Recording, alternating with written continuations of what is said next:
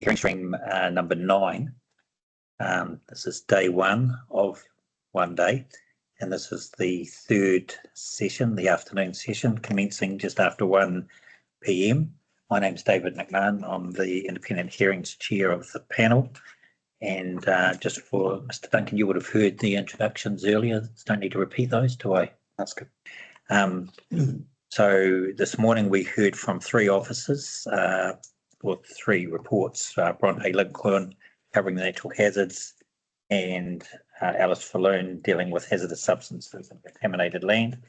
And this afternoon session, taking us through to around 4:30, we'll hear from the 7 submitters who have lodged evidence, starting with Mr. Duncan. Mr. Duncan, welcome. The way the hearing panel works is that we try and keep it reasonably informal. We need to hear and receive your information. Having heard from the officers and their experts, it's your opportunity to present your case. We've got and have read your original submission and the information that you supplied in relation to the EQO report and the IRB reports. So we've all read those. Take us through what your concerns are and try and summarise what the relief is that you want us to, what the decision is that you want us to make. But assume that we know very little about your property and your wider concerns. And why don't you start with introducing yourself, who you are, where you live, and where your property is, and what's motivated you to make this concern. Okay. Andy Duncan. I'm a chartered professional engineer, mainly sort of 3 waters, some environmental, some contaminated site stuff. I have two strings that I submitted on. One was liquefaction and one was fault hazards. Liquefaction is more a conveyance of my experience in this field. It doesn't directly affect me, but I see it affecting people a lot. And so I've looked professionally at the liquefaction maps and have been asked to carry out reports for people whose properties have been in liquefaction risk zones. And what I've seen from that is that bottom line is you need more information because the maps are plain wrong. And one of those reports was the Mickelson dwelling report. Yeah, so that's a good example because it's on top of a hill. So great for me, I get paid to answer these questions, but also a little bit embarrassing because it's such a stupid question to ask. You could say it's on top of a hill, end of story, but we've got this process because it's in a liquefaction risk zone. We've got to go through it and tick all the boxes. So there's some checks and balances that are missing there to get a streamlined way forwards. And each time this happens, it reduces the ability of the landowners in the districts to do what they want to do. Yes. So this was just to help us with the context. That was a June 2022 report. It was in support of a dwelling application for that property in Greytown. Yep. And was a report presented to the district council or the regional council? District. Okay. And so the report was generated as a requirement of the operative district plan rules, as opposed because the proposed plan wasn't notified at that stage. Correct. Okay. So it's required by through the building consent process, proving that it's acceptable to build a house in. Okay. And we had again when you weren't here this morning, we had Amelia Lutkins, who's the building lead at South Wairarapa. Mm-hmm. And so building consents lead, and she was telling us about the building consent process. Okay. Under the current, not under the district plan, but under the existing mapping information that they have, which ignores what's in the district plan at this stage because it's not doesn't have legal effect. Yep. And And she talked about LA1 buildings and LA2 buildings, and you'll be familiar with those concepts. So, I mean, part of the information I've got in those presentation notes are to give you an idea that when you start delving into it, the information that those maps are founded on is sketchy, to say the least. For the wider APA, for other bits of the country, it's much better. Okay. And so it's just a heads up that there are areas, and you could classify most of Greytown in as being not well described in terms of the liquefaction mapping. And what we need to be doing is moving forwards, and when you know that about an area, you need to adjust the maps. I mean, I know you could employ somebody to go through and take out the obviously wrong areas, but it might be more prudent to, each time you get a report, is to update the map so you can start defining those areas better, rather than have one person needs a report done and the person next door needs a report done and the person next door and they all say the same thing. I feel I need to just update you on something that happened this morning. Oh, yep. It happened late last week. The 42A report officers present their 42A report. Submitters like you have a chance to comment on those through evidence and statements, and then the 42A officers receive that evidence and see whether it's been of any magnitude and whether it's changed their position. In relation to liquefaction, I hope I've got this right, and please come in if I've got it wrong, there's been a recommended change to the rules that would permit dwellings in a liquefaction mapped area, and that rule, the rule previously had all of the activities requiring a restricted discretionary activity consent. So now the recommendation is that dwellings are going to be permitted subject to standards, and non-residential dwellings will be the only one that requires a restricted discretionary. So the recommendation is a more permissive regime for liquefaction. Okay. I appreciate you saying you've given us a heads up that you're less concerned with liquefaction. You're concerned it's more fault hazard, but that's hot off the press, if you like. Yeah. So some movement already on that. And I should point out that there's a whole lot of information that I only had a glance through the 42A report this morning. So a big document. Yeah, that's not, it's all, it's not proactive work for me. It's a lot of this information, the 42A and stuff I won't have seen before, and any updated reports along the way. I only typically deal with stuff that's on the council. Sure. Apps and stuff. That's the way the process works. It's quite fluid. It shows that positions aren't necessarily fixed, that evidence, such as your own and others, can influence recommendations at the hearing. And of course, the final decision rests with us 5. So these are only recommendations. Okay. So something we touched on there, which applies to both, is both the liquefaction and the fault hazard, the process with which to identify the risk.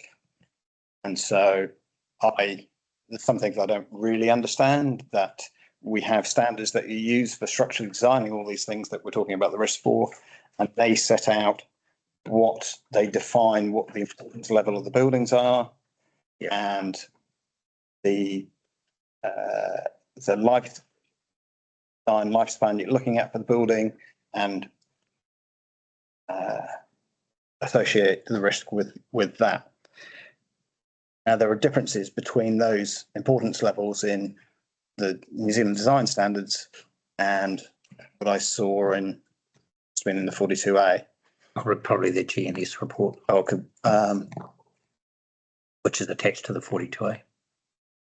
I think it was actually in the 42A when it was, maybe you're right. I don't remember being in the GNS report, but it's talking about the basically you've got in the 42A or GNS report, it lumps together individual personal dwellings with what would be considered more important buildings under the, Yes, the way it was explained to us was that there's a matrix operating which classifies the activity in terms of their sensitivity, so that's right, the activity sensitivity. activity, whereas the design standards use more definitive risk.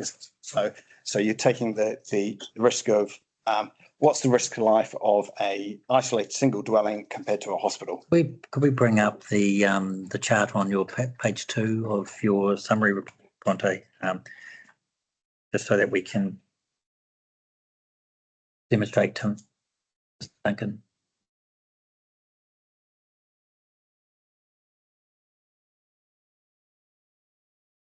This was in the summary statement that was presented this morning and was on the web, and appreciate you haven't seen that yet.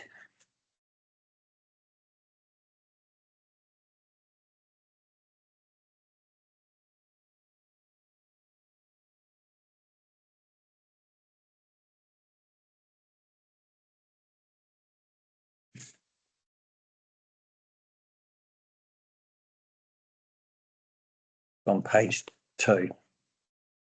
Yes, so the left-hand column is the hazard sensitivity, and the horizontal one is, sorry, that's the top one, and the vertical one is the activity sensitivity. Yeah, so what I'm talking about is the activity sensitivity. There's somewhere in here, it clumps those into groups. Yes, and you've by got, definition. yeah, but you've got single dwellings on the same importance level as, I don't know, I can't remember, but it might even include schools and hospitals and stuff. Yes. That's not how the other New Zealand standards deal with it. Oh, and that's the actual risk is. Yes, and from a liquefaction point of view, what's happened recently is that the recommendation now is that single dwellings be separated out and permitted in the liquefaction area, as opposed to more important buildings that would contain multiple inhabitants. Okay, so applying that to the fault hazard, you've still got this hazard. Yes. Natural hazard framework. Is the same thing going to apply to? Not this. That's not the recommendation that's in front of us now. The focus on the fault hazard is on controlling habitable dwellings and requiring consent for those. So I don't see the differentiation between risk from flooding or, it's the actual risk, is the probability times the consequence, whatever that event is. So if it's good for the goose, it should be good for the gander with the other ones as well, that you're looking at the actual danger to life and property. If you focus on the third row, hazardous sensitive, and you'll see that the activity status increases generally as you go from left to right. So in a low hazard area dwelling, which would be is a low level consent, restricted discretionary. You go to a moderate hazard, it increases to discretionary. And when you go to a high hazard area, and there's an error in that table, there's 2 non-complying activities, one in the river corridor flood and one in the fault hazard high reoccurrence area. So, and the recommendation has actually been to take away the non-complying activity status for the fault hazard down from non-complying to discretionary. Bronte, that's correct? Forget about the flood vulnerability one, but generally you move from enabling to controlled to discouraging type activity statuses as the hazard risk increases for hazardous sensitive. So I get that. And so you're talking about the row, I'm talking about the column. Yes. I'm saying that in the New Zealand standards for structural design, you'd be looking at a potentially hazard sensitive rather than hazard sensitive for an individual dwelling. And then, so it's more accurately defined on the and related to the risk to life and property. Sorry, I'm interrupting you. You carry on. That's right. So, I mean, I don't really want to say much more about liquefaction. Happy to answer questions at the end if you want. Moving on to hazards. This is probably definitely more personal to me. So our property on Kakama Road, Masterton. Previously did not have, when we purchased the property, did not have fault mapped on it, and now does. The two aspects I want to talk about there are the veracity of the evidence and the process and risk. So in terms of the evidence,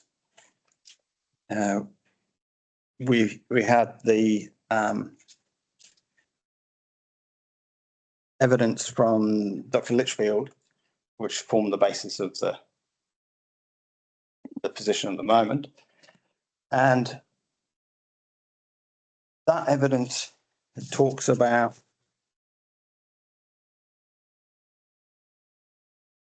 there's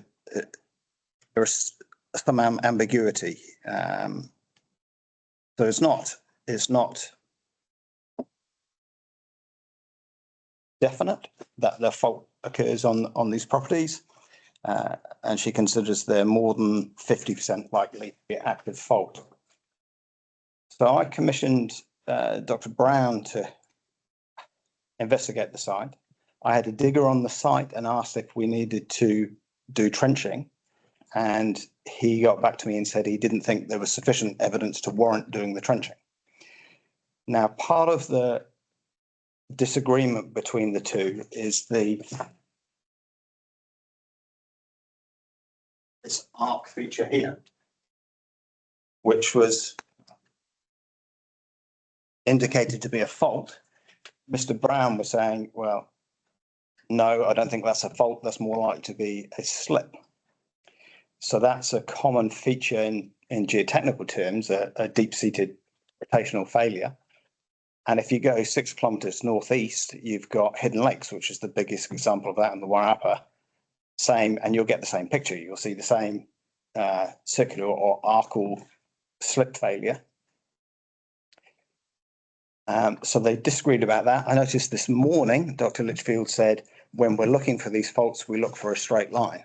So they're collecting information in Dr. Litchfield's evidence as well. Like, that's clearly not a straight line. So why are we looking at it as a fault?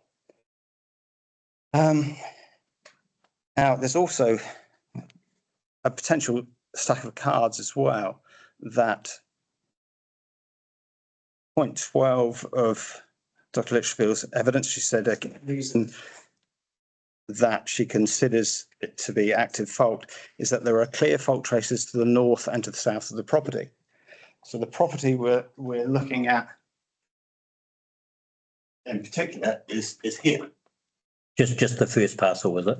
Yeah, well, that's I own both of those parcels, but the one I'm looking at is the lower one there. Yes. Are there actually 3 parcels in total? There are. Yep.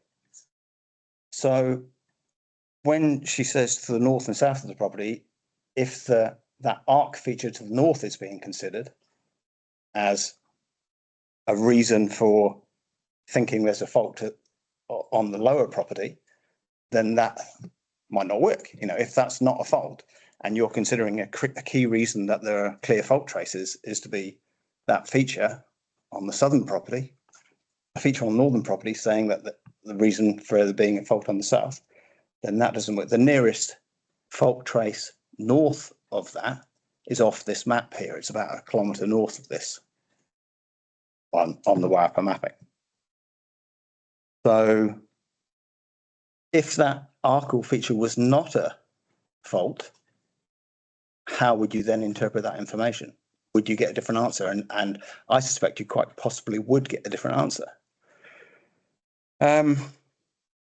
So that's one side of things in terms of the veracity of information. And you've got 2 experts. One is ambiguity, uncertainty, and some doubt, and the other was very clear. So how the panel interprets those 2 pieces of information, one to be more important than the other. And it's also, so it's a bit of ink on paper for the panel. It's my retirement savings for me. So it's forgive me for being picky. No, it's fine. So that's one side of things, is the veracity of the information. The other side is the process that I don't really understand why, for example, you haven't got a flood map, a 20,000 year flood map. Masterton. You know, we're 50 year, 100 year. Very, you know, that's what we look at. Here we've got, again, the only thing they really agree on, that Dr. Litchfield and Dr. Brown, was that there's no traces in the Pleistocene sediments, which means that there's been no active fault there for more than 20,000 years. So we've got a building structure that's got a lifespan of 50 years, and we're applying a 20,000 year, more than at least 20,000 year return period risk assessment to that property. Yet with wind or flooding or erosion, are we doing comparable things? Are we applying a 20,000 year return risk? I don't think we are. So my question there is, why, where do you draw the line on whether the risk is valid and substantiated enough to affect the homeowner's ability to do what they want? So is it 5,000 years, 20,000 years, 1,000,000 years? When do you draw that line? Because at the moment, you've got forever in those falling into the fault hazard area. Okay. So to my mind, there should be a line, and if the occurrence interval is outside, I would suggest something that lines up with the other New Zealand standards. Is outside a greater return interval, then it shouldn't even be on the map. Okay. We might go to questions if that, since I'm just conscious of time. Yep, go for it. Another submitter lining up, but just before we do, I just want to clarify the Kaka Road property is in the FAA area, isn't it? Panel, any questions of Mr. Duncan? No, I'm fine. Okay, well, I've got a couple, if you don't mind. You've said that there's a contest between two experts, and that's correct. This morning we had the opportunity to quiz one of the experts, Dr. Litchfield, and that was useful. As I said to you outside the hearing, that's will be recorded on the webpage when it's uploaded later tonight or tomorrow. But and this is not a criticism, it's just a shame you weren't present to hear that. But that's not the end of the world. The difference between that situation and Brown's situation is that we don't have Mr. Brown here to ask him questions. His conclusions and recommendations are not quite as straightforward as you've suggested. He's talked about the landscape features that Dr. Litchfield's relied on as being most likely to represent bedding within the Pliocene sedimentary rock, but he hasn't ruled out that it's something else. And he has noted the proximity to the better defined active faults, the Mokanui fault and the Wairarapa fault.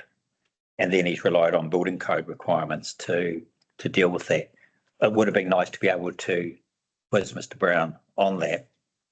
That's not fatal to your case, because the panel in the lunch adjournment, based on the questioning to Dr. Litchfield, felt there was a way forward if you were of a mind to take it up, and that was to have yourself and the planner and the two experts to get together to determine what's the best way forward in terms of dealing with these potential differences in opinion. And one of the ways might be to undertake some on-site trenching to actually ground truth what the LiDAR mapping, which Dr. Pritchard, Dr. Litchfield has relied on to test its accuracy and veracity. In the absence of that, the evidence probably weighs in favour of the council position. Not saying that that's our decision, but I want to be upfront with you and let you know what our current thinking is. What I can say is that where trenching has been undertaken on another property that owned by Mr. Gary Daniel, that was sufficient to have the mapping, the FAA mapping or fault hazard mapping deleted or modified. So I don't want to say much more. I'm happy to give a direction on this in writing so that it's clear what we're actually suggesting, but the panel are pretty clear that they think it would be in your interest and in the council's interest for the parties to get together, see whether they can identify any agreements without the need for trenching. But if they can't, then that might be the ultimate way to bring the matter home into conclusion. Certainly acknowledge your earlier comment, Mr. Duncan, about your life savings and that sort of thing, and I certainly acknowledge that would be a cost to you to do that work. But in the long run, I don't know what your plans for the property are in terms of future subdivision. I'm trying to sell it at the moment. Yeah. But if the trenching was proved that without a shadow of doubt that there was no issue to be mapped, then that would mean that the rules wouldn't apply to that property. So that's probably is, without being more explicit, that's probably as far as I can take it. Thank you for that. Okay. I just check with the panel though. Anything further? Dr. Litchfield, Ms. Lincoln, anything further? Have I missed anything? I think maybe if we do that conferencing, something to tease out is whether it's the FAA and what risk category that corresponds to in the new fault hazard mapping. Yes. Is it even in that? Therefore, do the rules apply? Because at the moment, the fault awareness areas aren't. There's no corresponding rule. Okay. There would be no resource consent requirement. I'm not confident as to where we've landed on that without having all the maps in front of me. That would be a great outcome. It would be certainly something Yeah. to determine first without going to the expense of doing some. Yeah. And that's what I couldn't get my head around looking through stuff this morning. It's like, well, that's not clear. Why don't we take this offline? You're happy to, I mean, we'll issue a direction, but it'll be a couple of days before I get that out. But I suggest you'd touch base with Bronte and sort out a time to meet and So take it from there. So two strands there. One is clarifying that FAA where it sits with the new rules, and the other is then if we need to go. If you need to. Yeah. Yep. And a third one. So I still think it would be worthwhile considering where I guess that's the same conversation as the first, the FAA, where it sits in terms of what recurrence interval means that you shouldn't be having to consider any further. Yeah. Okay. Well, it's wide scope. Your submission provides wide scope to consider all those matters.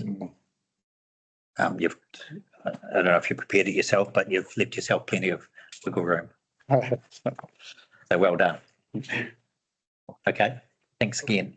Okay. Thanks for coming in this morning too. Okay, we are running a bit late. RONZ next. Yes. Rossa, are you? Yes, I am here. I do note, it does appear that my camera is not working, but I think I have a solution. I can join you on my phone if that's all right. That's fine. Unless you have a strong desire for us to see you or you want to share material, we're happy to do it by audio. Okay. Oh, well, if you're happy about that, that's fine. That's fine. I do apologise. I must get the guys at work to fix it. Well, welcome back. This is, I think, your third or fourth appearance in these hearings. Thank you very much.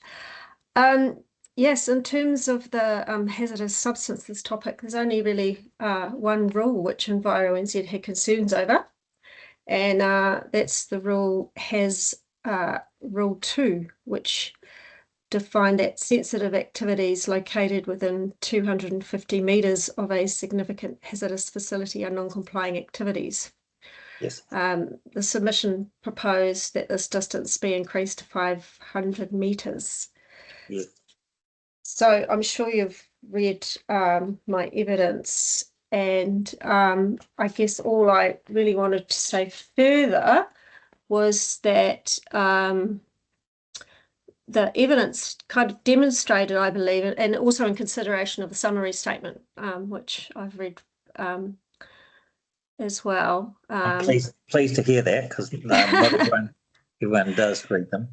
No, I thought it was probably quite pertinent this morning, that's for sure. And yeah, so in terms of that, obviously Ms. Falloon just doesn't agree, but mostly obviously we're looking at, because my expertise is in landfills as the only activity that I guess I have expertise in, that is defined as significant hazardous facility. But what I wanted to say was that I think the evidence demonstrates that certainly some types of significant hazardous facilities, the distance that reverse sensitivity effects can be experienced is greater than the 250 metres. So if you refer to those set of principles which were in the summary statement, and when restrictions on surrounding properties might be appropriate under that case law that was provided, I agree with the principles. However, consider that they further demonstrate that given the range of facilities listed in the definition for significant hazardous facilities, there is obviously a range of distances where adverse effects cannot always be internalised. So I agree that while a 500 metre distance is possibly more appropriate for a landfill, it might not be appropriate for some of those other activities, but again, something further might be more appropriate. So therefore, that's why I consider that the 500 metres is probably more pragmatic to account for the range of scenarios. And I also note that that decision noted that it also discussed a range of buffers in relation to the different industries. So, you know, definitely one size doesn't fit all. But I think in that sense, rather than arguing just over a 250 versus 500 metre distance, perhaps there's another way of dealing with it. And that leads to the question of how the rule is constructed, because we've only got a non-complying activity rule for sensitive activities within 250 metres. And as noted in the principles, a lesser activity status is considered appropriate, so as you don't end up with a tacit prohibition. And therefore I ask to the panel whether a restricted discretionary activity status or even a discretionary activity status might be more appropriate with an increased distance, and then you can cater for the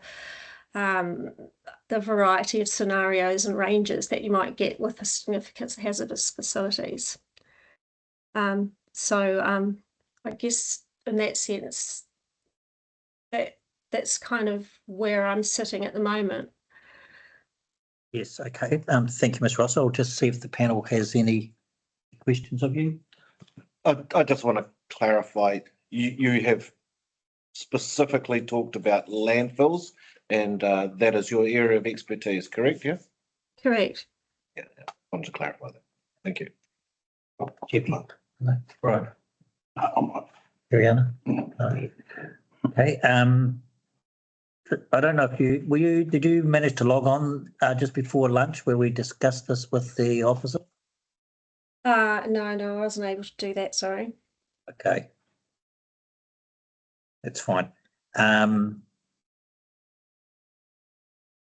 Couple of questions. You talked about a tacit prohibition, which is the non-complying activity status and the avoidance policy. Under the rule was notified and which was submitted on, do you think there is a consenting pathway for sensitive activities to establish within, let's say, 250 as it's notified? Well, obviously any non-complying activity has its difficulties, but obviously in relation to your policies and objectives, it's looking at the risk Yes. factors, and obviously part of that is you know, what types of reverse sensitivity are we dealing with, because some I guess have risk associated with them for sure. Yes. Are you aware that the establishment of new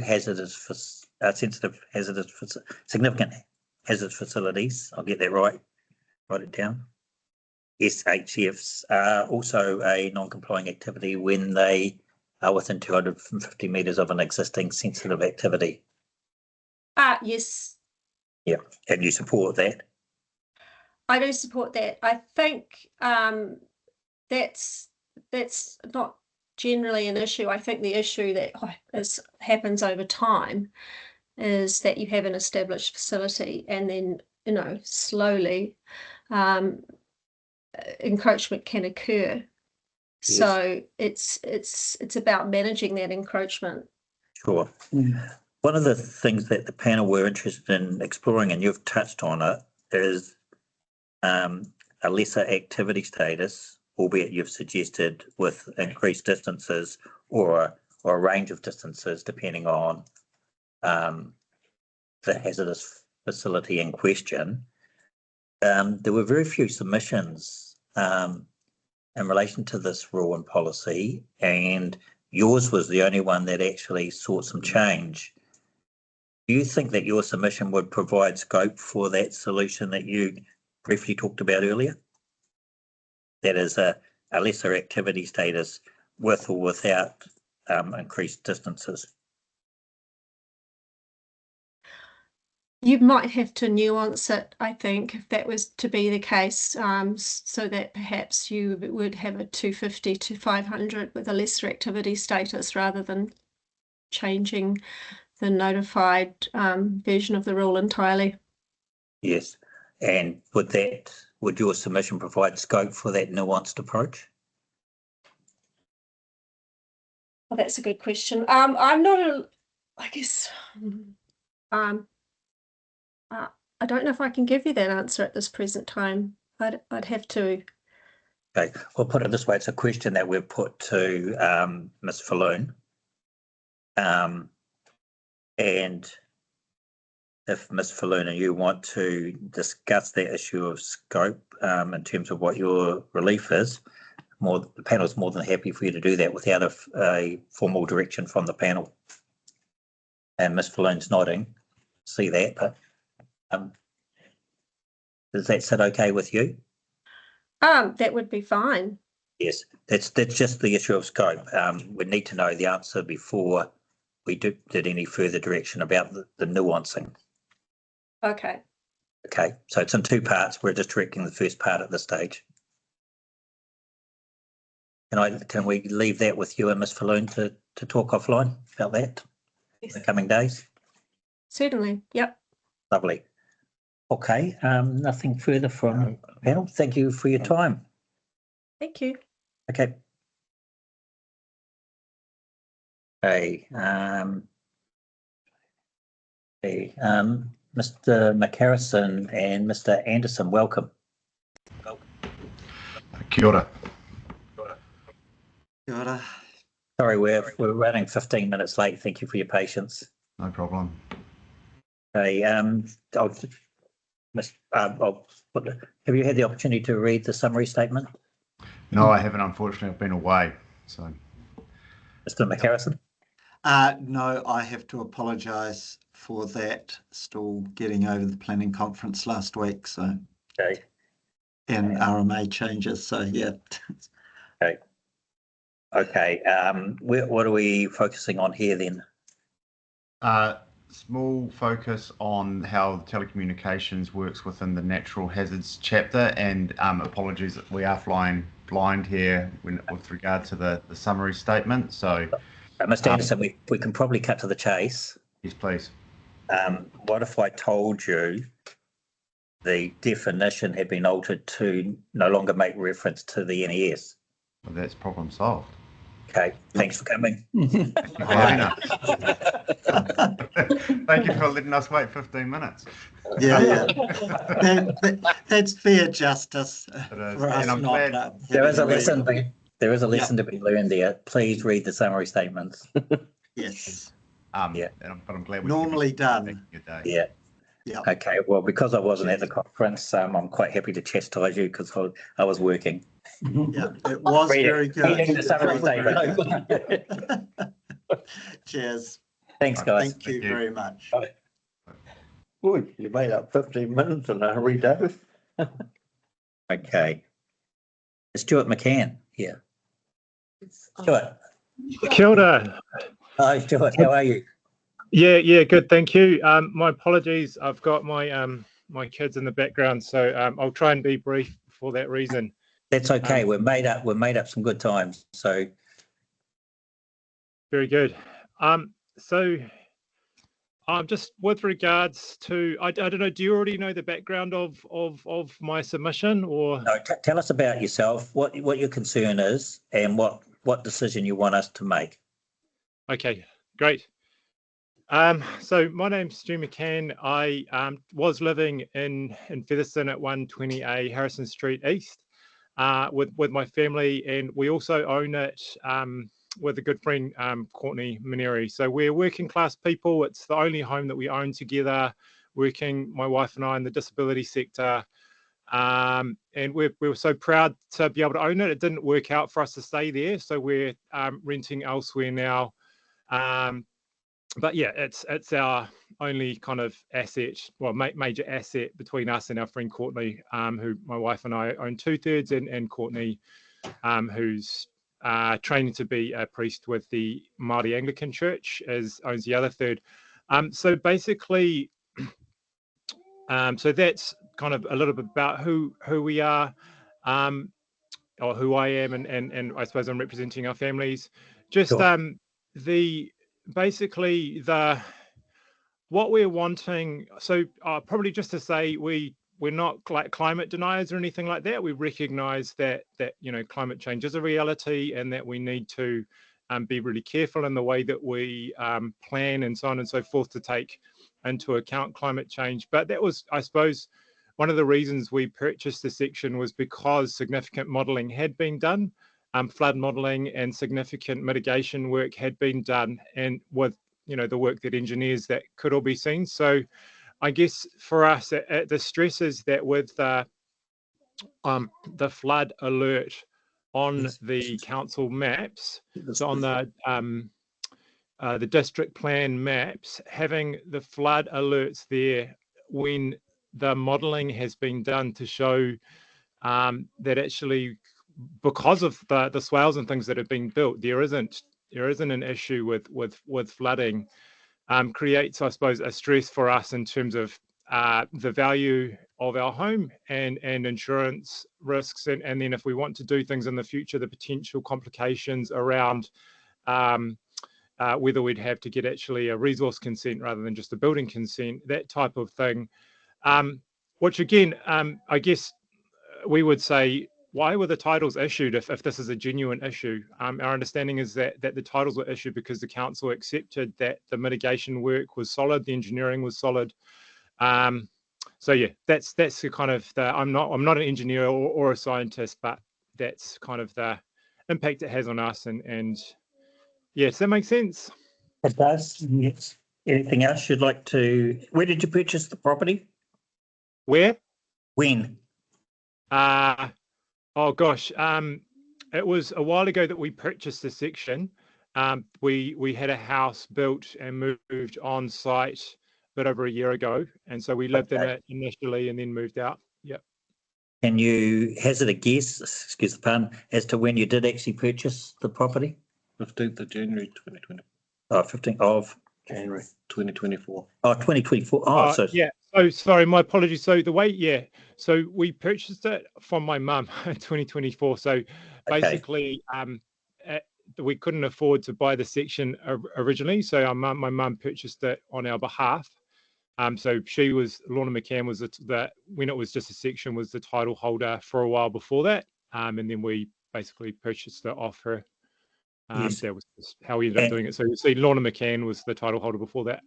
sure. And the house was moved on within the last few months. Is that what you're saying? Oh no, the house was moved on. I think a bit over a year ago now, probably a year and a half ago. Yeah. Okay.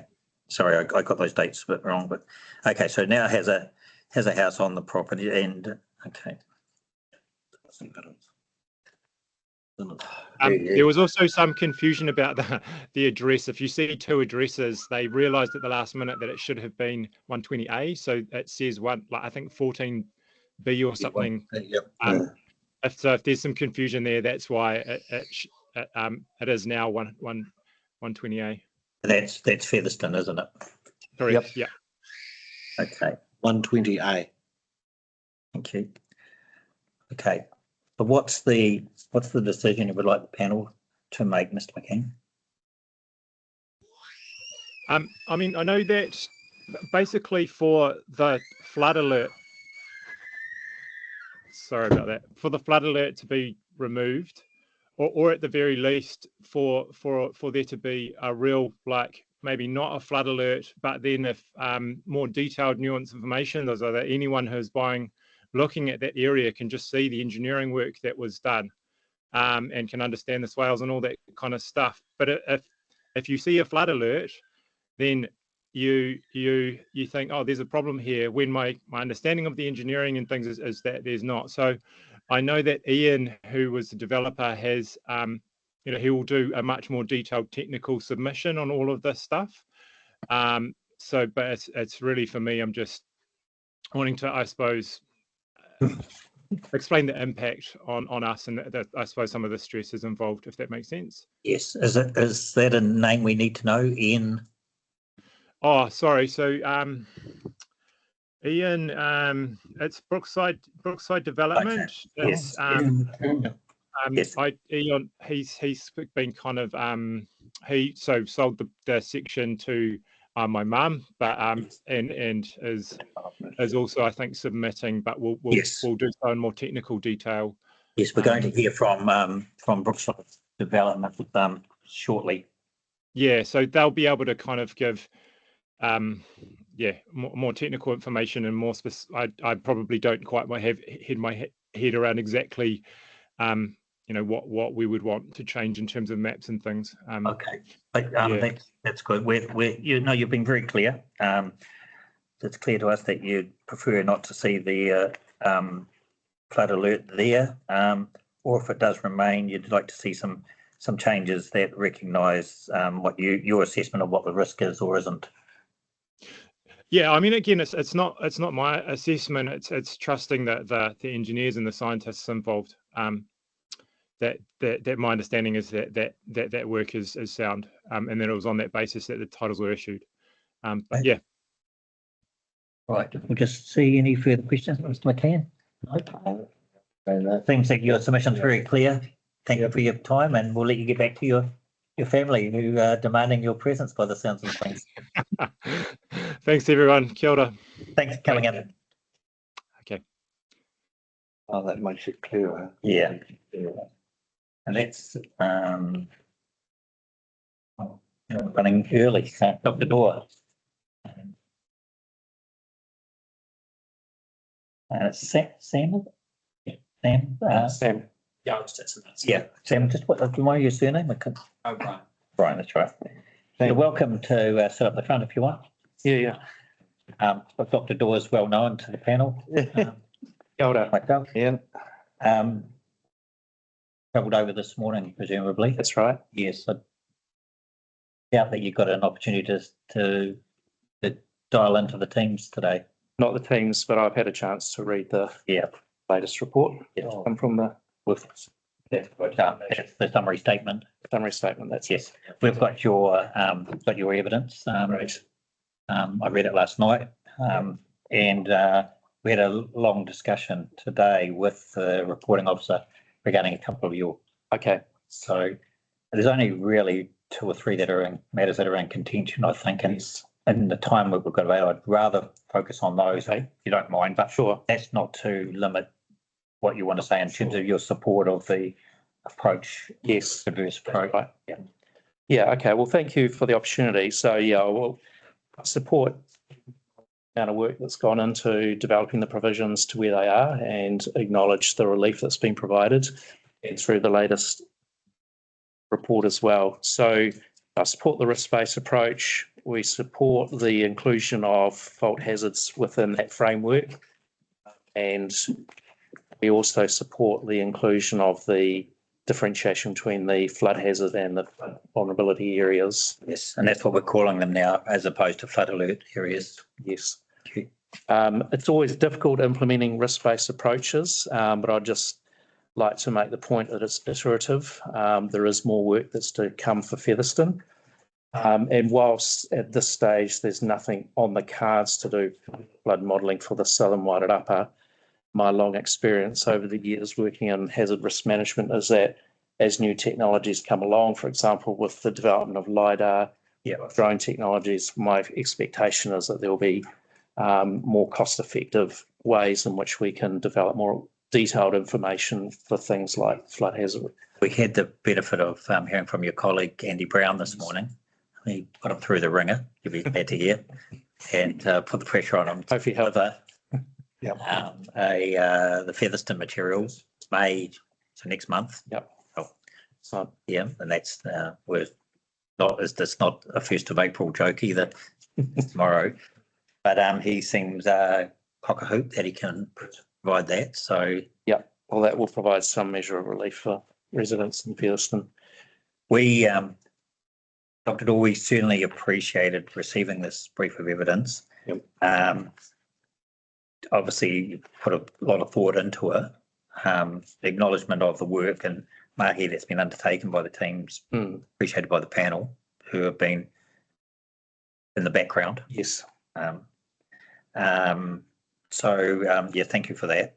Because quite often people don't take the opportunity to support provisions; they take the opportunity to oppose them.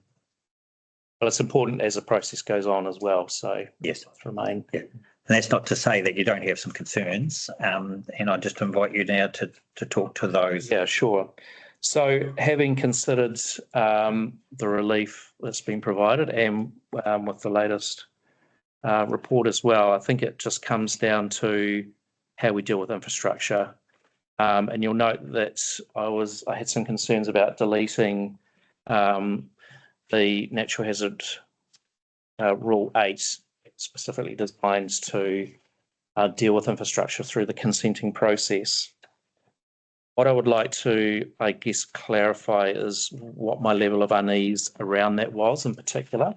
I take the point that with identifying infrastructure as a less hazard sensitive activity and bringing it within the less hazard sensitive rule framework, that for moderate and high hazard areas, it will still need to go through a consenting process as a restricted discretionary activity. I guess where my level of unease was that critical lifelines infrastructure is a really important thing to remain operational during and after an event, immediately after an event. And so having put some more thought into this over the weekend and since reading the latest material, I guess what I want to put to the panel is how we consider how critical lifelines infrastructure would be dealt with under, in particular, Natural Hazard Policy 8, which has to be considered under Rule 2. Yes. So Rule 2, which states that the activity is located in a moderate or high hazard area. Matters in Policy 8 are to be considered. The pertinent clause is that it will be designed to maintain its integrity and function during and after a natural hazard event, yes, or it will be able to be immediately reinstated after a natural hazard event.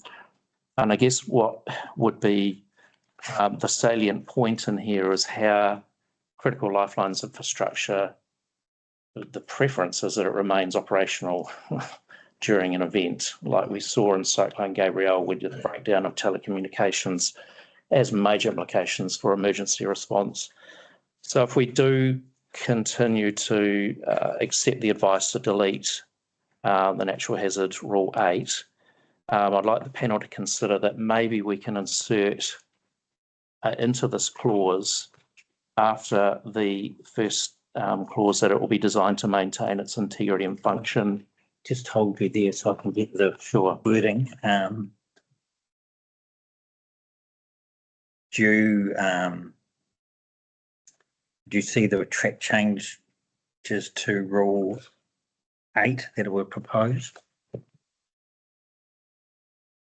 fact, I believe. no, in fact, there aren't any because the officers, well, we're talking, yeah, there's, all right, in the revised recommendations, which was Appendix 3, is that Appendix 3 to the 42A or the summary statement? Appendix 3 to the summary statement is the revised. Yes. Yeah. So, rule 8. You're talking about. Probably policy. I'm talking about the policy 8. Oh, P8. Yeah. P8. Oh. Okay. Page 16. Yeah. Yeah. Okay, infrastructure, yep. Yeah, so there's 3 clauses in there, 1, 2, and 3. Got those. Clause 2's kind of got 2 parts to it. The first is that it's designed to maintain its integrity and function during and after a natural hazard event, or that it be able to be immediately reinstated. Now, I acknowledge that there's some infrastructure that you know, if it can be immediately reinstated, that's fine. That's not always going to be easily done. Roads can be down, networks can be out. So being able to do that might be quite a task.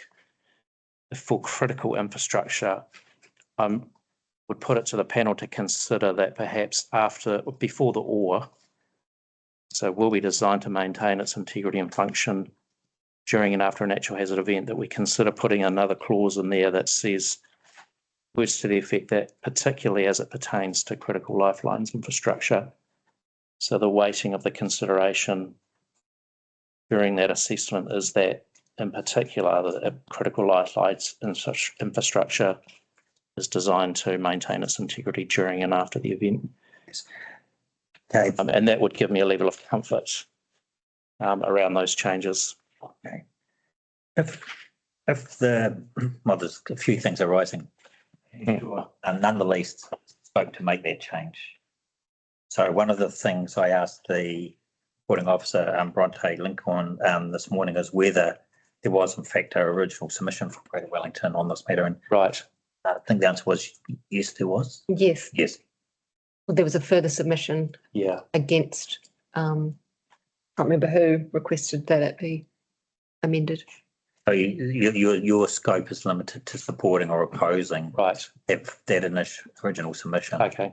So not trying to put a barrier in the front of what could be a very good suggestion, but we have to be even-handed on on this. We've towed the line on every other chapter in terms of scope. So let's assume for the moment being that there is scope, unless we decide that there isn't. Yeah.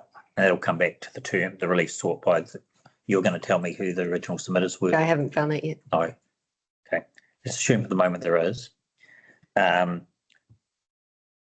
question then is critical or you talked about lifeline infrastructure earlier and then added in the word critical. Well, okay. You acknowledged earlier in your brief that infrastructure is a very broad definition. I think infrastructure is yes. Yeah. There's been some changes recommended to the definition, but not along the lines of what you've requested. Trouble is I've got so many versions. Sure, I've got the 42A versions and I've got the summary versions. I'll just go to the Sorry, there hasn't been there's been an insertion of the word infrastructure into less as, That's right, correct. Yeah. That's right, and that's where this discussion around how we treat infrastructure came from. but also to complicate matters, and I would have heard the last submitter on the telcos, they've asked that provisions of this chapter don't apply to telecommunication network utility structures, which I presume are lifeline infrastructure. That under the NES for the telecommunications Well, facilities. no, it'll be under the network utilities chapter, Right, which we recommend. Yeah, to clarify that they, in the standard, the National Environmental Standard for Telecommunication Yes. Facilities, you can't have a rule. that's right. Natural hazards. Yeah. So we inserted a clause in the 42A, then they said, can you actually take out the reference to that we want all telecommunication facilities? And I analysed that and agreed. So agreed with that, submitted evidence to remove them. So nothing in the natural hazards chapter applies to telecommunication Yeah. facilities. Yeah. As defined in the network utilities. That's right. So But there's other lifelines. ready. Yeah, that is an issue. And then the next issue is if we make that policy change, are there consequential rule changes required that distinguish activity status Yeah, between critical lifeline infrastructure and other infrastructure? mm, So it's getting a little bit complex. And I'm just not trying to put barriers in your way, but I'm just wondering how important is this change? yeah. Well, as I say, I've only just had a chance to digest this over the weekend and was trying to clarify where the unease was. And it's just making sure that that lifelines infrastructure remains operational, even if something that's less critical infrastructure can be reinstated, and whether there's a pathway through to just weighting that consideration in that direction slightly. Because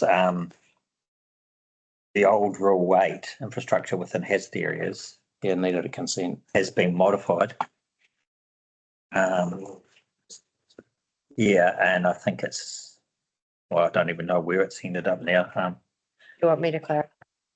It's like, Yeah, the rule in the modified version was a blanket restricted discretionary. That's right. Any infrastructure in any hazard area. yes, but that rule not, was that? And I recommended removing that rule.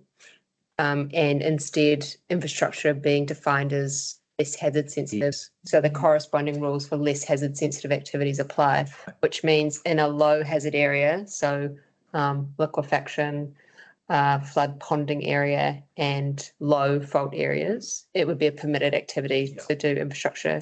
Any other hazard, so moderate or high, would still need restricted discretionary activity. So the main change is just that in those low areas, it doesn't need consent. It's permitted. In the old rule, it was discretionary in the moderate to high. So it's just gone from discretionary to the restricted discretionary. Is that a question or? And a question, all right? No, that's a Yeah, you're probably right. it's gone from discretionary to restricted discretion. The old Rule 7, was it? Rule Overall, eight, Rule 8. you're correct. Yep. But slightly more permissive, and I guess that's why I put it to the panel to consider whether lifelines just needs a little bit more weighting to consider that. There's a way to do that without creating further complications. Okay, the old Rule 8 was it fully discretionary, was it? There was a restricted discretionary Oh, yes. Yeah, where, hazard and it did trigger to fully, if it was in a moderate or to fully discretionary. Yeah. the high, yep. So that's now been assumed into Rule Rule 2, I believe. 4 below. Activities, it's sort of activity. Below. Rule 2, less hazard sensitive activities with hazard areas. But it's where the activity is located in moderate or high, it's RDA under Rule 2. That's correct. Yes.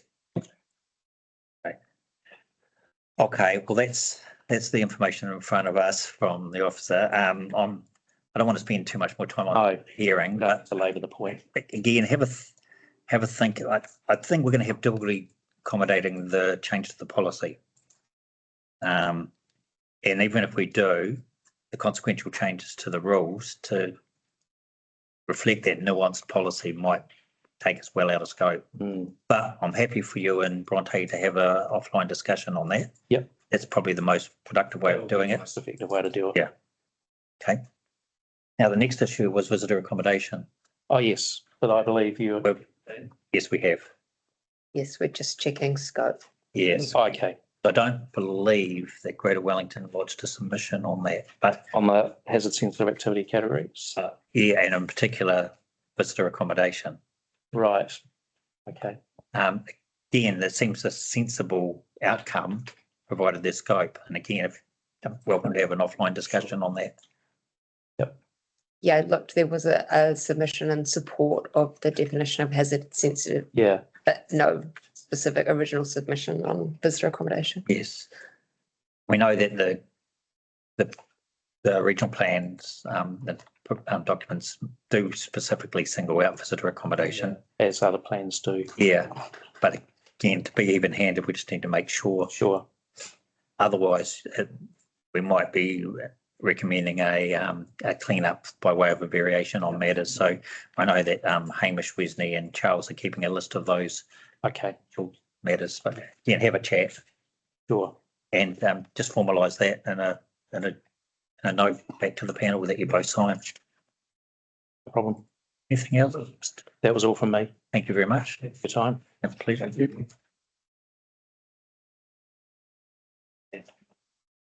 I'm not going to issue a minute on that. But Charles will be recording it in terms of the items. Great. Thank you. Thank you. Thanks for coming. Thanks. Good to see you again, Sam. Yep. Yeah, thanks. Okay, where are we now? Offside. Hey. Yep. 3:15. We're right on time. I can't believe it. Never happened before. Cutting and tucking going on there. Good afternoon, team. Yes, tēnā koutou katoa, good afternoon. Can you see and hear me okay? We can. Would you mind just starting with some introductions, please? Yes, of course. My name is Kyle Simonson. I'm appearing as counsel for Brookside Developments. To my left, I have Alex Evans, who's a water resources engineer at Tonkin and Taylor, and whose regional modelling was annexed to Ian McComb's brief of evidence. He is a project facilitator at Brookside Developments. I also have Tracy McComb, who's a member of Brookside Developments, just off screen. Okay.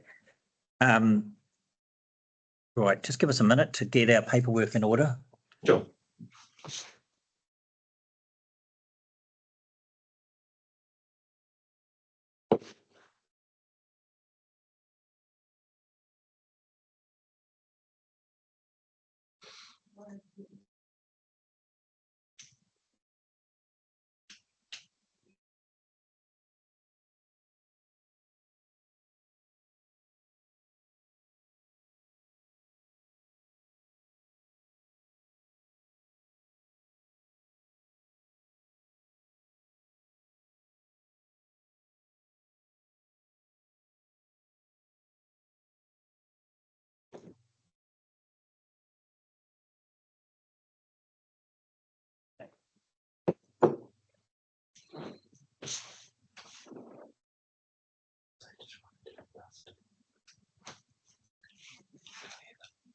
Okay.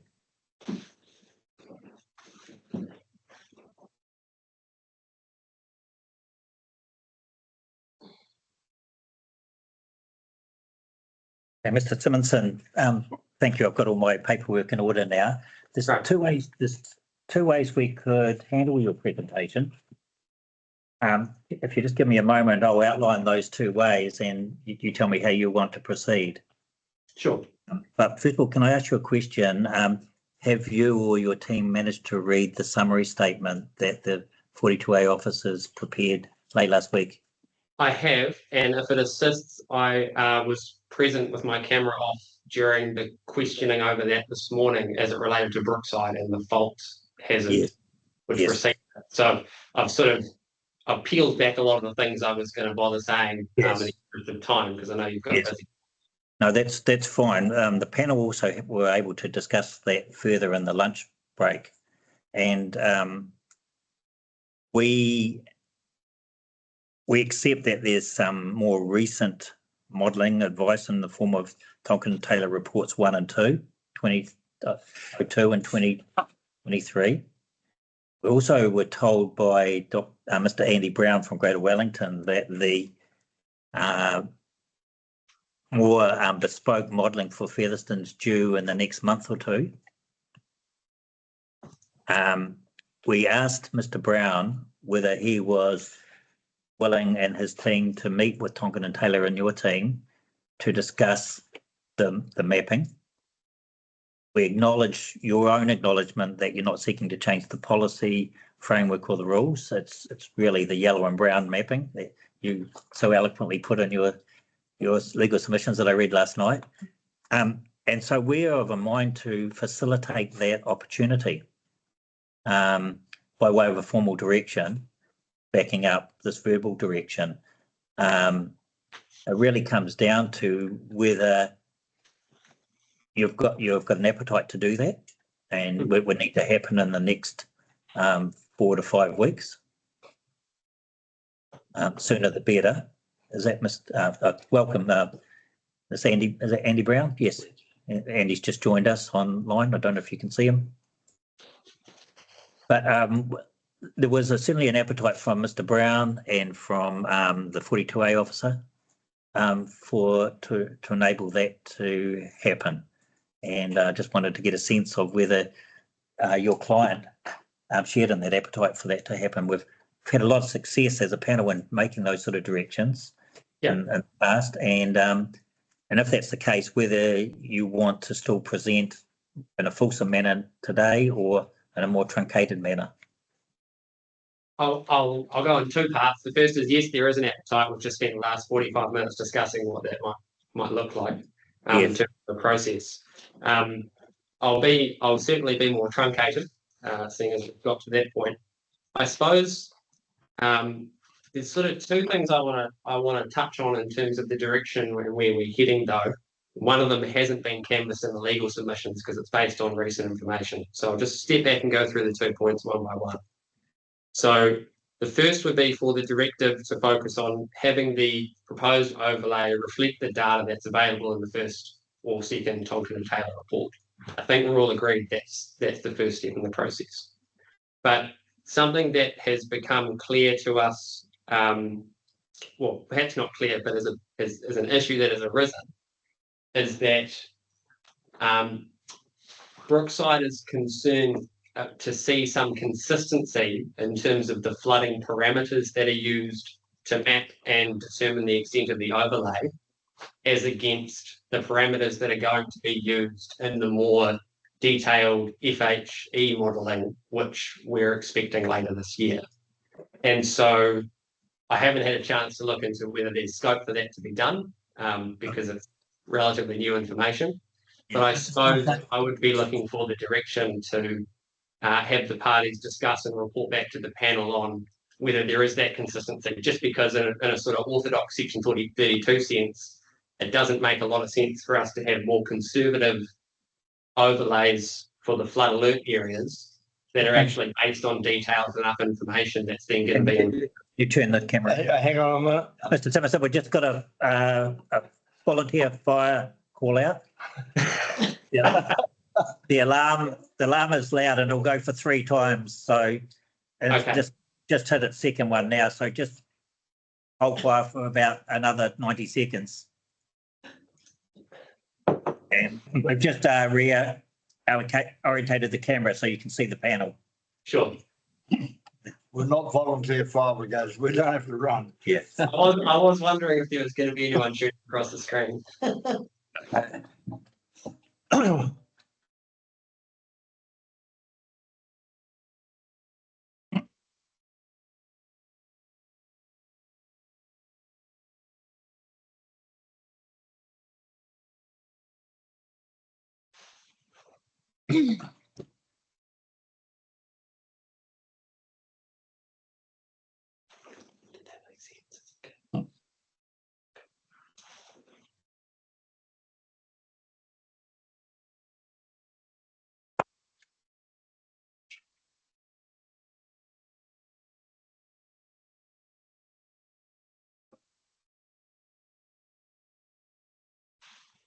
Okay, I think we're done the 3 repeats now. So Okay, um, what I heard you say is that the overlay should reflect the data and the Tonkin and Taylor report. Mhm. Are you talking about report 1 or report 2 or both? Well, I think it would make sense to have the experts report back on both. I've had a Yeah. look at some drafts done by Tonkin and Taylor, and there are some differences. Yes. Perhaps not as extensive as you'd think, but again, it just comes back to when a recommendation is going to be made to council, when a decision is going to be made, so that the Yes. operative plan, and we're all on the same page, the operative plan should reflect the best available information at the time.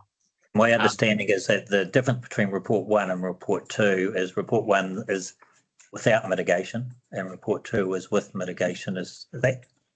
Yeah, so it's okay. Report 1 is the current state of the site Yes. as mitigated. Report 2 is taking into account works that will be complete over the next 6 to 12 months, essentially incorporating a level spreader across the middle of the site. Yes. So report 1 reflects the current reality. Report 2 reflects where we might get to in a few months' time. Yes. And that's why I say it depends when the decision is going to be made or the recommendations. Okay, well, what we can help you with that is there's a desire to have decisions issued before local body elections. Okay. So that's going to put the pressure on the panel to have those issued, but that's probably around September, October of this year. We're making good progress. We're deliberating and writing decisions as we go. So when I say we, I'm reasonably confident we can achieve that. Otherwise I won't get paid. Yeah. But can I suggest we look at both? yeah, And then if there's maybe Brookside completes works ahead of schedule or on schedule, and a decision in September would be made with the benefit of the works being completed. we need to work back from that date though, because there are 2 other dates that we need to be cognizant of. The first is the due date for the subdivision consent to be approved, and we've got South Wairarapa District Council planning a regulatory manager in the hearing room today, and he tells me that we're looking at draft conditions at the moment, or his council is, and presumably those draft conditions will itemise works to be undertaken. And is it works to be undertaken as well? The levels, the engineering plans for and everything have been presented to council already. yes, and so those works will be codified and will need to be codified under section 223 and 224 certification. So that will give the panel a level of certainty once those without the works being undertaken, because they are locked and loaded in effect. Second date that we need to be cognizant of is the date, the new modelling information from Mr. Brown and the Greater Wellington and his team, whilst it might come in May, the way the codification of that is going to require a first schedule process. So probably a variation or a plan change depending on where the plan sits at that point. So that's, I don't need to tell you, that takes a little bit of time. So all the panel is saying is that there's a window of opportunity here to deal with this in the next 2 to 3 months.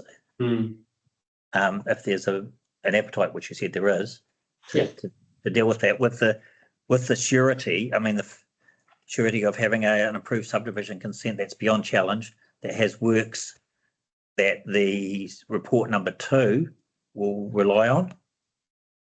Great.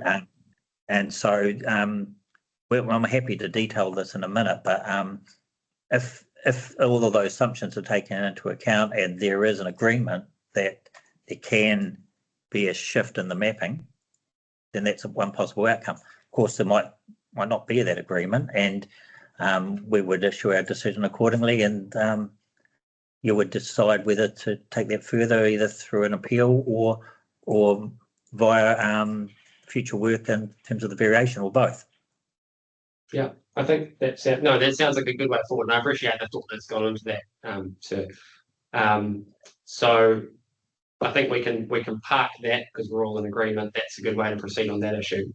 The second issue I was going to talk about when we had the fire, ironically another hazard interruption, was around the experts that are being directed to discuss the overlay, also reporting back to this panel about the flooding parameters that have been used to inform the overlay as against the flooding parameters which will be used in the more detailed modelling coming out later this year. Yes. Because I think there's an important consistency issue there that should be taken into account by this panel before it basically imposes the overlay. And as I say, it's probably a broader issue, and I haven't had a chance to consider scope, but I think it would be wise to get the experts in a room talking about that now, so the panel is not confronted with a plan change that might impose two different discretionary rule maps, or two different maps that link different discretionary rules that don't align in 6 to 12 months' time when we have a plan change. Yeah, I can understand why that's of concern. It won't, other than acknowledging that future process, it won't weigh heavily on the panel's decision making on your submission currently. But that's not to belittle the importance of getting that sorted, but I wouldn't want that to happen at the expense of the first action. Okay. If that makes sense. Yes, that's understood. Yeah. Okay. You need to appreciate the panel's been very frank here. Yeah. We don't like a no surprises approach, and we rather than sort of fight this out in the courts, we'd like to think that this can be resolved. And it sounds like there's a willingness on both parts here. Yes. Would it be useful then to have any discussion around sequencing in terms of the direction and who gives what information over first, or is that something you want us to just do outside of this hearing? No, any help you can give me on sequencing, because I'll be writing the direction, would be appreciated. So what's your thoughts there? So today, I think Ms. Evans has prioritised getting some drafts together, which I haven't filed because they're in draft. But when do you think you could get drafts through to Greater Wellington to review? By the end of the week, probably. Yeah. So we can get draft. I've sort of got them here if you want to have a quick nosy. So that's sort of what we're getting at, and then there's obviously the information behind that for Greater Wellington to consider. So maybe let's go middle of next week to get it through, and then Greater Wellington can come back with any, presumably that'll be through Mr. Dorr, any comments. And I want to try and keep it as paper-based as possible. Mr. Brown. Oh, Mr. Brown, sorry, not Ian Dorr. Okay. Yeah, I just want to try and keep it as paper-based as possible because I think it's efficient, and it's not the sort of thing where we need a sit-down day because it's very resource-heavy for both sides. So are these the material that? Sorry, is it Miss Evans? Miss Evans, she's just out of camera shot. I'm not. Oh, sorry. Yeah. We're seeing her right shoulder only. Apologies, we can only see our whole screen. Right. So, Miss Evans, you're at Tonkin and Taylor, are you? That's correct. Yeah. And what's your position there? I'm a natural resource engineer. Thank you. Okay, and the material that your council just held up, is that the flood extents map that you think might be the way to go? Is that? It's the flood extents map that's being classified into Greater Wellington's hazard or vulnerability classifications. Okay, yes. And were the images that were attached to your legal submissions, Mr. Simonson, were they an advanced copy of that, were they? Oh, no. There were two images. Well, dropped out. Is it, does anyone know what we're talking about in those images? Yeah. There were- Yeah, I don't Yeah. think they were. See, I'd alert overlay. Do you want me to? I don't know what I did with them. Oh, I see, sorry. Document controls everything. Do you want me to share? Yeah, Is it this one that you're, with two images. is that the one you're talking about? Came through on a separate file from Ruth. no, so- Oh, okay, No, something different. nothing in here. I'm very sorry about that. I have no fire alarm to blame that on. I actually just clicked the wrong mouse. Yes. There were, yes, there were three images that were attached to your legal submissions, Mr. Simonson. Are they sort of a forerunner to the work that Ms. Evans is going to present, or is that something different?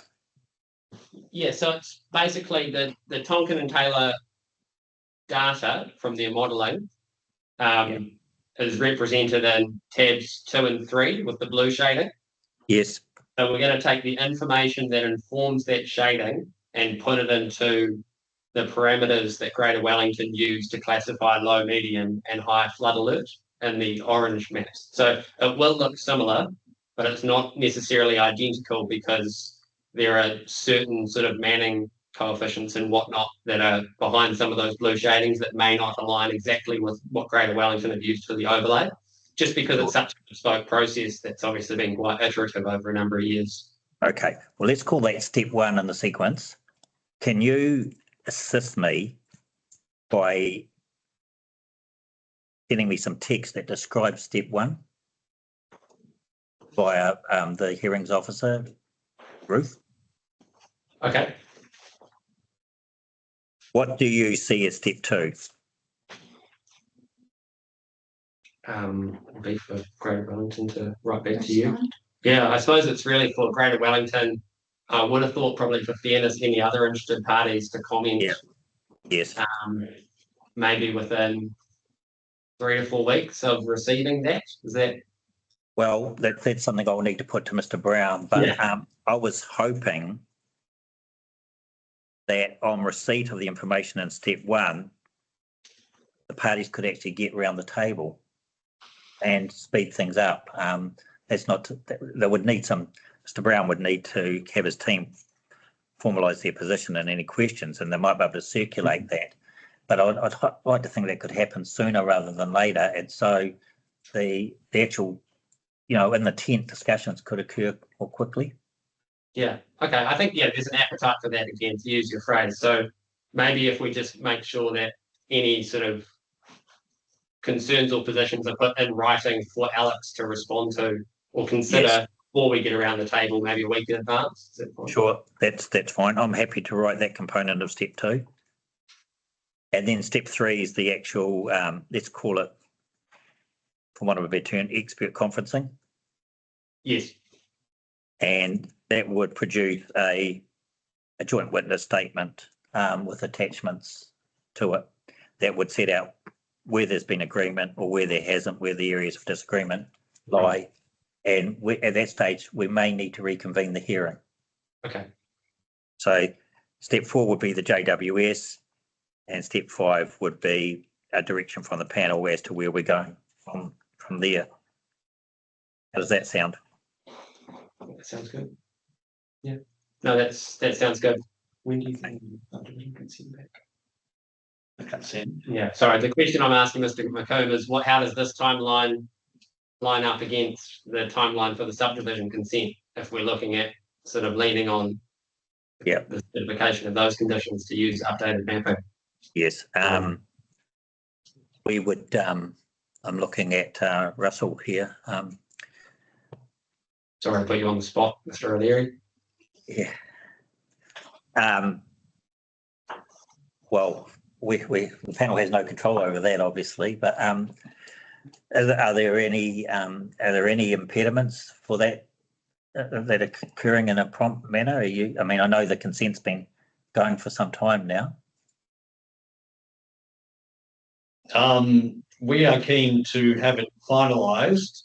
We have some disagreements with South Wairarapa at the moment. But do they Right. relate to mapping or other issues? They're They're not related to the mapping of hazards on No. the site. No. I think the key thing will be if there's a difference between the flood risk associated with the Tonkin and Taylor Report 1, which is the existing state of affairs with whatever current mitigation there is, and the flood extents that would be defined by Tonkin and Taylor Report 2 with potential new additional mitigation, we will need to be assured that those additional mitigations are locked and loaded by way of condition.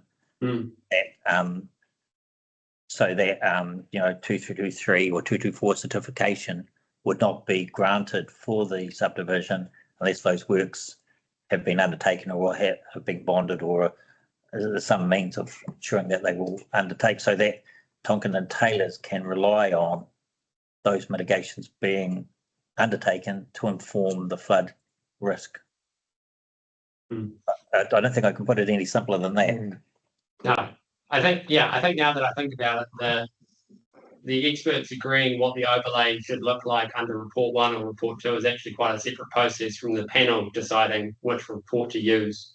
That's right. I mean, if there's less certainty about the mitigation and works that report 2 is relying on, then it's going to be more difficult to accept that report in the face of report 1. So I just like to think that can be resolved, and report 2 can become the dominant report. Yeah. Backed up by a consented subdivision. Yeah. No, that sounds great from our perspective. So I think we're there. Yeah. Now, apologies to Mr. Brown. He's been listening very intently, and I'm making promises also on his behalf in terms of the timeframes, Mr. Brown. What step 1 will, so the council for the submitter will outline what it is in the timeframe, but probably in the next 10 days you might receive something, which is their position. How long reasonably do you think it would take for you and your team to respond to that in terms of any immediate red flags as a basis for then going into expert conferencing? I'm hoping you heard that because your screen's just frozen. Hold on, you're going to sleep. Okay. Yeah. But it might be a 1 week. Without talking to the team, I'd probably say Sorry, go ahead, Mr. Brown. No, we're not hearing you, Mr. Brown. You might want to maybe log out and log back in. That's my extent of my IT knowledge.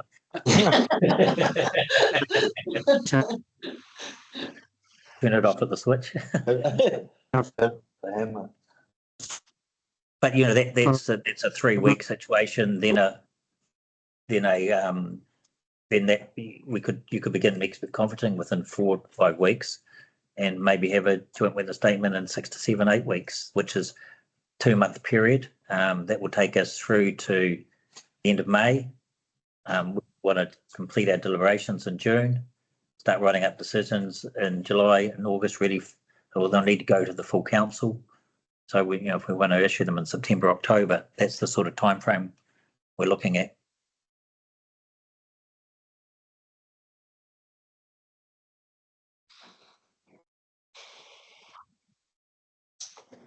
Back. Now, Mr. Brown's just coming back in. Yep. Welcome back, Andy. hello, hopefully you can hear me now. I can, and we can see you. I don't know if you got any of that. So within the next 10 days, you would receive, as part of step 1, some information from the council with their position on the flood extents. How long would you and your team need to assess that, have a high level response to it, and then go into some joint witness conferencing? Well, would I'd say 10 days probably- be sufficient? Yeah, I think 10 days would be sufficient for us to have a look. And obviously, as we're actively working on the mapping for Featherston, we do Yes. have a team wrapped around that project at the moment, which will help That's what I thought. expedite things. Thank you for that. Well, that sounds like a plan, Mr. Simonson. Agree, sir. Okay. Okay, well, you come back with your step one text and what it would involve in terms of what you're delivering in the time frame. And I'll write up the steps for 2, 3, 4, and 5. And then we'll issue a minute, but don't wait for that minute to arrive. You can be assured that that's the process that the panel's happy to go down. And I better just check the availability of Bronte. Yes. He's nodding. That's good. Okay, can we leave it at that, or is there anything further?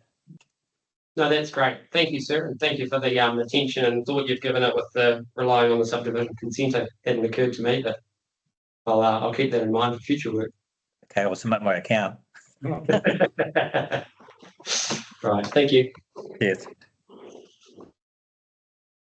Get all that, Charles? Yes. Time. You just got on time. Not on time. I think we'll take a adjournment. We haven't got Mr. Jerling. Is Mr. Jerling? Oh, Mr. Jerling. Welcome, Mr. Jerling. Would you mind if we took a tea adjournment now? Absolutely. Sorry, I hope you don't mind. I thought I'll sit in and see how. Yeah, I'm glad you do, because it's good practice, isn't it? Yeah. Mr. Jerling, are you expecting is Michael Hewison? Michael Hewison's joining me, yes. Yes, and Mr. Brown? Couldn't get him here, no. Okay, that's fine. Look, we'll come back at around 3, if that's all right. Enough time for everyone? See where Mr. Hewison's tracking? Yes. Yes, it would be 15 minutes ahead of time. So if you wouldn't mind, that would be good, and that'll give us the sufficient time to deal with you're the last minute for the day. Okay. And it'll give time for Charles to get his notes together. Okay, we'll adjourn the hearing. We'll be back at 3 o'clock.